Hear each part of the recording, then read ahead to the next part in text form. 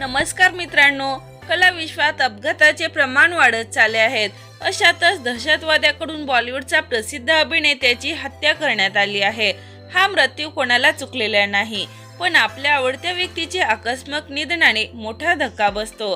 असंच एका बॉलिवूडच्या अभिनेत्यासोबत झालं आहे, म्हणजेच अभिनेता इंदर ठाकूर यांचा विमान अपघात झाला आहे। यांच्या जाण्याने अभिनय नाही तर फॅशन इंडस्ट्रीवर देखील स्वतःची छाप सोडली होती। इंदर ठाकूर याने अगदी कमी वयात संपत्ती आणि प्रसिद्धी कमवली होती, पण फार कमी वयात अभिनेत्याने अखेरचा श्वास घेतला। या अभिनेत्याने अभिनय विश्वात पदार्पण करण्यापूर्वी केबिन मॅनेजर म्हणून काम केले होते। या अभिनेत्याने प्रिया नावाच्या एअर हॉस्टेस सोबत लग्न केले होते। लग्नानंतर या दोघांना एक गोंडस मूल झालं होतं, परंतु अचानक काळाने घाला घातला आणि कॅनडाहून लंडनला जाणाऱ्या एअर इंडियनच्या फ्लाईटमध्ये बॉम्बस्फोट झाला आणि सर्व कुटुंब एका क्षणार्धात होत्याचं नव्हतं झालं।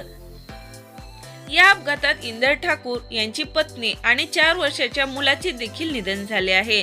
या अभिनेत्याने निधनाने बॉलिवूडवर मोठी शोककळा पसरली आहे।